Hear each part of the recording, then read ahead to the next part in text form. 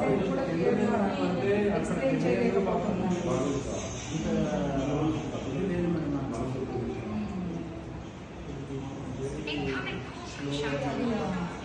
Case అది ఎక్కడుంది, ఎవరి దగ్గర ఉందో మీరు అక్కడ పోలీస్ స్టేషన్లో పెట్టింది నాకు ఒకసారి కాపీ ఎఫ్ఐఆర్ కాపీ మా వాళ్ళు నెంబర్ ఇస్తారు, పంపిస్తే మేము ఇంకా నేను ఉమెన్ కమిషన్ చైర్పర్సన్.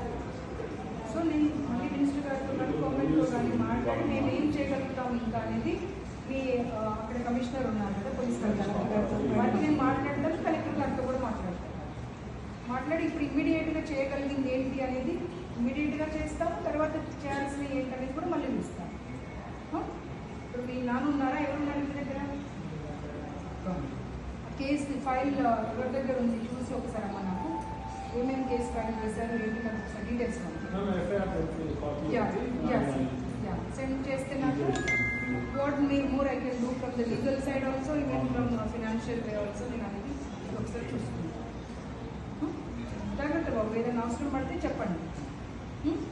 మా వాళ్ళు నెంబర్ ఇచ్చి వెళ్తాను, అఫ్రోజ్ आपका నెంబర్ లేదు అని నెంబర్ ఇచ్చేస్తాము, ఏం అవసరం ఉన్నా కానీ ఒకసారి చెప్పండి సార్ ప్లీజ్ స్టే. ఎందుకంటే ఉన్న వాళ్ళంటే ఏదో ఒకటి చేసుకుంటారు కానీ పాపం వాళ్ళకు గవర్నమెంట్ చేస్తే తప్పించి ఏం జరిగే పరిస్థితి లేదు.